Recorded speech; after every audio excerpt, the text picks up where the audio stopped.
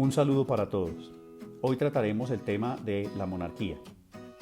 Esta es una forma de Estado que en algunas ocasiones se ha encontrado definida como forma de gobierno en la que un grupo integrado en el Estado, generalmente correspondiente a una familia que representa una dinastía, encarna la identidad nacional del país y su cabeza, el monarca, ejerce el papel de jefe de Estado. En este tipo de forma de Estado se presentan tres características en cabeza del monarca. La primera de ellas es que es personal, estrictamente unipersonal, aunque haya algunos casos excepcionales donde ha sido más de uno.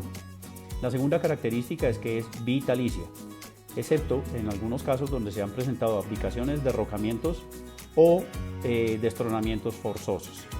Y la tercera característica es que es designada según un orden hereditario dentro de la familia que forma o que tiene a su cargo esa monarquía. El término de monarquía proviene desde la antigüedad griega y ha tenido diferentes denominaciones que se han utilizado para el cargo, de acuerdo al tratamiento protocolario que se haya venido dando a las tradiciones religiosas o a las estructuras jurídicas o territoriales del gobierno del que se está hablando. Se pueden identificar inicialmente tres tipos de monarquía representadas en el poder político que ellos ejercen. La primera, puramente simbólica, que es una monarquía parlamentaria que se integra a la forma de gobierno. La segunda, con poderes ejecutivos considerables pero restringidos, que es una monarquía constitucional. Y por último, la que es completamente autocrática o monarquía absoluta. Buen día para todos.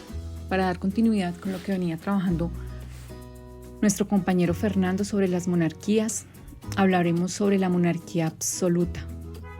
Esta es una forma de gobierno en la que es el monarca el que ejerce el poder sin restricción, tanto en términos políticos como en términos religiosos, términos militares. Hasta decían que de fondo, en algunos casos, un gran poder sobre lo espiritual. Para darle más contexto a esta monarquía absoluta, nos referimos que todo esto está encabezado por el rey, que es el monarca. Él era la cabeza del Estado, por la cual podía tomar determinadas decisiones sin ser cuestionado. Algunas de ellas era que él podía conformar un ejército permanente como quisiera y organizarlo y reorganizarlo como él deseara. También él podía establecer relaciones diplomáticas con otros estados, con el que él quisiera. También él podía promover la unificación de territorios. Era tal su poder que podía hacerlo. También podría reprimir la disidencia religiosa. Para él, y en ese tiempo era pues el catolicismo, cualquier otro tipo de religión lo podía reprimir. Y por último, él podía crear aparatos administrativos descentralizados con funcionarios para que llevaran a cabo la labor de recaudar impuestos y recaudar dinero. Esas eran sus principales funciones. Palabras más, palabras menos, este tipo de monarquía. Bueno, en este tipo de monarquías no existía la división de poderes. El rey era soberano que encabezaba el gobierno y tenía todas las facultades y decisiones en su pueblo. Se puede decir que estas monarquías absolutas se dieron a partir de Carlos Magno, pues anteriormente en casi todos los reinos de Europa los reyes mismos estaban supeditados a los reyes del reino.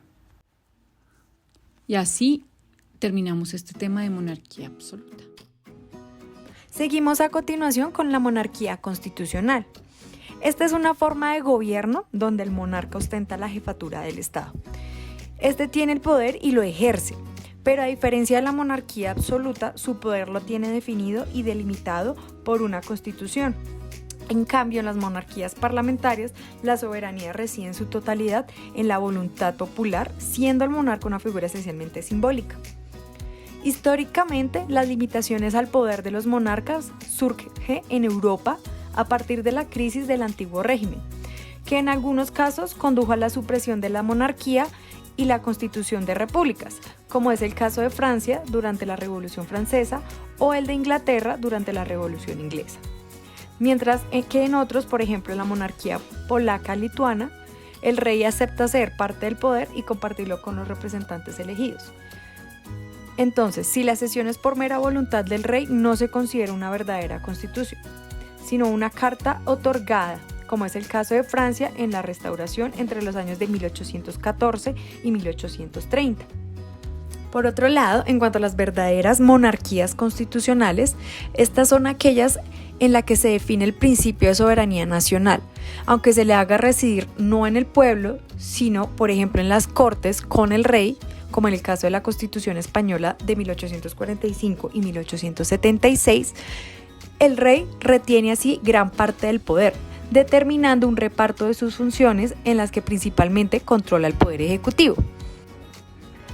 A modo de dato curioso, la primera moderna monarquía constitucional en el mundo fue la de la República de las Dos Naciones, con la primera constitución en Europa del 3 de mayo del año de 1791. Continuamos con la monarquía parlamentaria. Esta es una de las formas de gobierno en la que el rey o monarca ejerce la función de jefe de Estado bajo el control de dos poderes, el legislativo y el ejecutivo.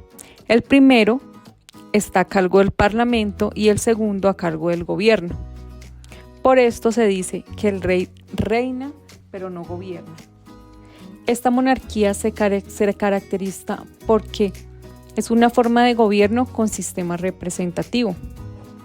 Tienen un rey con la función de ser jefe de Estado y representante en cuestiones diplomáticas.